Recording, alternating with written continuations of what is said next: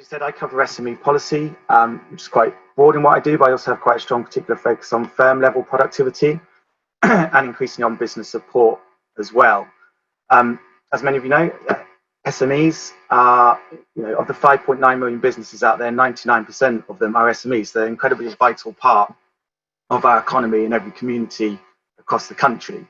And it is very clear that they have had significant impacts as a result of kind of COVID, with many having to kind of take out loans and facing challenges around cash flow, managing staff. You'll have this yourself about working flexibly. You've seen in those stats just there, and engaging clients in new and different ways. And whatever stats you look at, there has been an impact in turnover and productivity.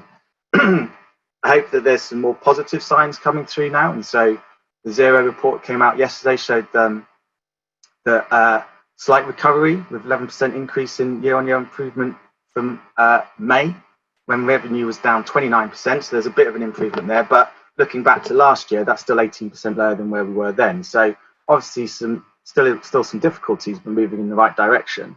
And something else which is close to my heart, which is around late payments. I know there's a huge frustration for businesses. That's got worse in COVID, but some signs that that's improving as well, with the payments improving by just over a day. But again, that's still nearly 6 days slower than pre-COVID levels. So still issues to address there, but some kind of positive direction, what's going on.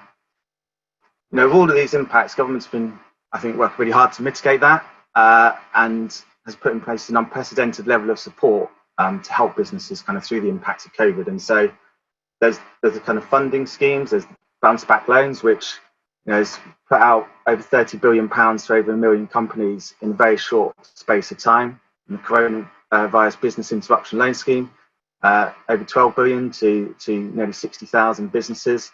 And for those that are kind of more equity backed, the future fund scheme, I think, which we brought out more recently, is having a real impact, and that's kind of nearly £500 million to nearly 500 businesses.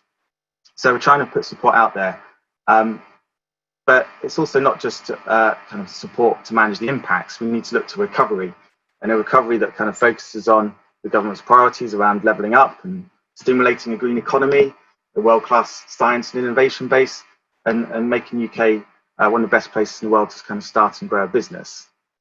And as part of that, the support we need to provide, or businesses need to access, is expert advice, and that will be key for small businesses moving forward. And many, businesses want to get back to business as soon as they can. So one of the things we've done, and it's great to have Emma Jones on the platform before, it wasn't by design, it's by accident, but it's great that she's here, because one of the things we've been doing is working with the professional business services sector and Enterprise Nation, supported by BASE, to launch the Recovery Advice for Business scheme that we did just over a week ago, which is seeing fantastic, incredible amounts of professional advisors stepping up to help small businesses with free advice, which they can access and connect through the Enterprise Nation platform and the scheme that we've set up. And that advice is really important, because we know that accessing advice helps businesses to grow. But unfortunately, we also know that many SMEs don't value that at the moment, and they don't access the advice. And the trend is, almost half the number of businesses accessing over the kind of last decade. Now, I hope that we're starting to see a buck in that trend.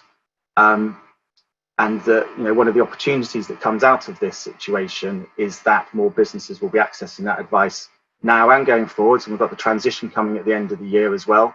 And businesses will need to access expert advice to do that. And that's your business for many of you there.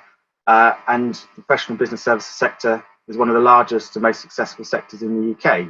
It generates over 200 million GVA and 4.5 million jobs. So, that creates about 1 in 8 of all jobs across the country. So hugely important as a sector in your own right. An important sector that helps other businesses to grow, but also understanding your businesses yourselves that are suffering from the impacts of COVID. And so it's important that you're able to access the government support schemes and the sort of advice from each other and experts along the way. And I'll just